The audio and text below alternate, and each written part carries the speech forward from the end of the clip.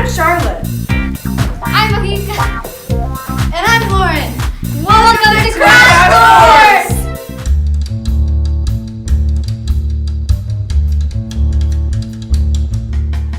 Oh, Miss Charlotte, what are we learning today? Well, we're not just learning, we're discovering the world of the Arab League. Wait, what's the Arab League? Is it a softball league? La Habibi, just take a look at this timeline. Okay. Let's get back to business. These children, am I right? Scoot over. Well, okay, so the Arab League is an organized group of Arab states that formed on March 22nd, 1945. Its original founding states were Egypt, Lebanon, Iraq, and Jordan, Algeria, Bahrain, Egypt, Iran, Jordan, Libya, Morocco, Oman, Saudi Arabia, Syria, Tunisia, Yemen, and of course, the best country ever, the United Arab Emirates, our amazing home. Mahika, tell us more. Yeah, of course, the Arab League is a council of representatives who settle disputes peacefully. And there are political parties, economic parties, social and cultural parties, and they want to bring the Arab nation closer together. And to promote common interests. You always forget something. But what is our ultimate research question? Wait. I know this one. Excuse me. Well, our research question is, to what extent is the Arab League successful in terms of meeting their goals when they formed? Oh, wow, Lauren, asking the real questions here. Let's look at a few events and analyze how the Arab League was successful. Let's jump in with the Arab Spring. Woo! All right, take it away, Lauren. Well, the Arab Spring started in Tunisia when people started to protest about wanting President Zine al-Abidine Ben Ali and his regime to step down.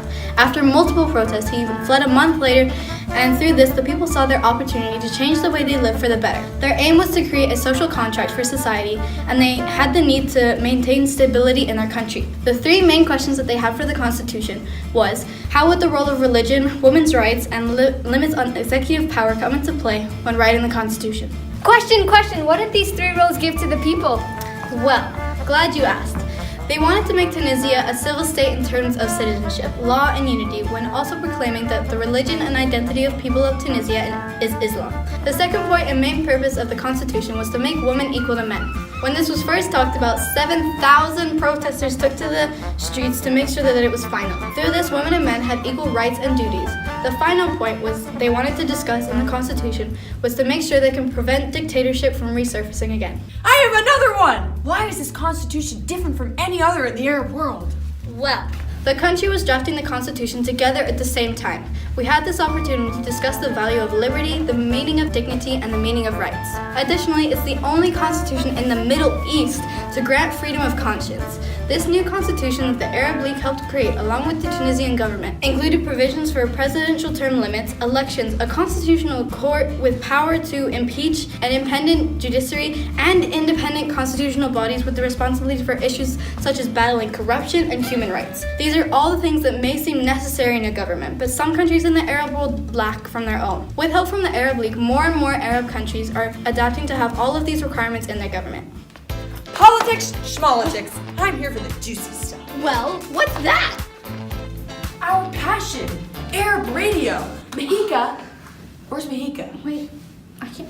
Where'd she Well, go? I think she's about to tell us about Arabsat. Oh yes! I'm ready for this. Finally, my time to shine. Well, Arabsat is the League's greatest accomplishment. The formation in 1976 of Arabsat, an Arab communication satellite system, helped foster information, culture, and education sectors. It was created with the goal of serving in telecommunication, and it has operated the Arabsat GEO telecommunication system since its first satellite launch in 1985. So what's the connection with today? Well, now one of the world's top satellite operators, it carries over 500 TV channels, 200 radio stations, and has a wide variety of HD channels reaching tons of millions of homes in more than 80 countries across the Middle East, Africa and Europe, and the list goes on. It has an audience of over 170 million viewers in the Middle East and North Africa. With more than 20 member countries, the organization plays a vital role in enhancing the communications in the Arab world. Wow, that's half of the Arab population. I know, right? It's so interesting.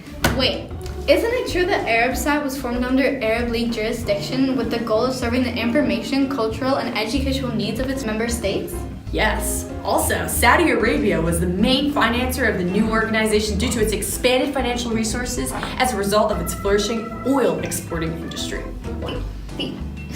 The Arabsat satellites are a series of communication satellites launched from 1985 to 2011. Wow. Another important thing formed by the Arab League was Alexo, or the Arab League Education, Culture, and Science Organization. Oh, tell me more, tell me more. Yeah, please. Well, Alexo was founded in 1975 in order to engage in the educational, cultural, and scientific interests of the Arab League and pursue development in those areas across the Arab world. Alexo provides information on education in the region, helping the League be transparent and encouraging attentiveness and educated growth. Isn't this another one of the League's greatest accomplishments? Yep, but it isn't well known, unfortunately. Alexo's accomplishments include the formation of the Arab Center for Arabization, Translation, Authorship, and Publication, which translates foreign works into Arabic to enrich Arabic culture and also translates Arabic work into other languages to share Arab achievement. Alexo also organizes educational activities like book fairs and opportunities for the Arab population to exercise their artistic, literary, and scientific talents in order to enrich the region. Alexo has helped the Arab League become successful through education.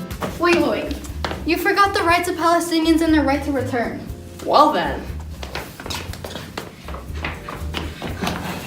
Open letter time. Huh. This is weird, but okay. So, the right to return is the principle that Palestinian refugees have a right to return to their home country. This includes those who fled or were forced to flee in 1948, as well as in 1967, along with their families and younger generations. The Arab League stepped in along with the Saudi Crown Prince Abdullah, and they presented a vision of peace that offered Israel normal relations in exchange for a withdrawal to the 1967 borders and a resolution of the Palestinian refugee issue. Wow, I didn't know that. That definitely said something.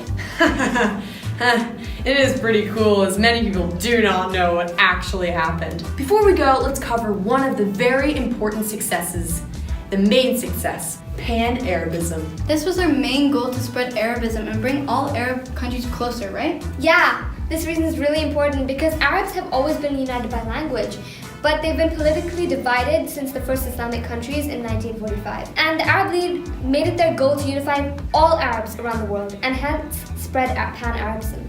All these changes that we've talked about, such as Alexo, Arabsat, have all helped bring Arabs closer together around the world. Wow, I'm interested to know though, what was their first step?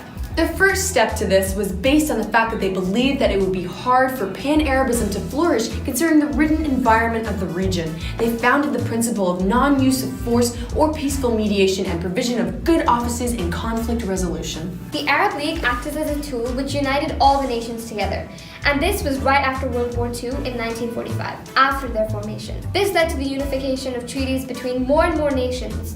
Other attempted unifications occurred between Libya, Egypt, Sudan, Jordan, and Iraq. And eventually it led to different kinds of unity amongst Arabs and the establishment of institutions promoting inter-Arab trade, cultural exchange, industrial projects, educational policies, military cooperation, and the most notable of these organizations was the Gulf Cooperation Council, the Arab Maghreb Union, and the Arab Common Market. These all benefited the Arab world, and it was definitely worth all the struggles. Yeah. So, the Arab League was the first attempt at uniting the Arab world, right? Yes, as this concept of uniting the Arab world was at peak during the 1950s. Although they didn't fully succeed, they set this concept into motion, which led to the unity of Arabs today. Well guys, that is all we have time for today. Let's quickly summarize. Okay, the Arab League has changed the Arab world for the better by introducing concepts such as Alexo and Arabsat, along with being the first to attempt to spread Pan-Arabism after World War II. Also, the Arab League helped create the first constitution in the Arab world to express freedom of conscience. They also helped create a peace treaty between Palestine and Israel and helped refugees get back to their country. We believe that they were successful in meeting their goals, as they did end up making political, economic, cultural, and social relations and brought the people closer together. And they helped technology of Arabsat kickstart, which is now one of the biggest satellite companies in the world. Wow.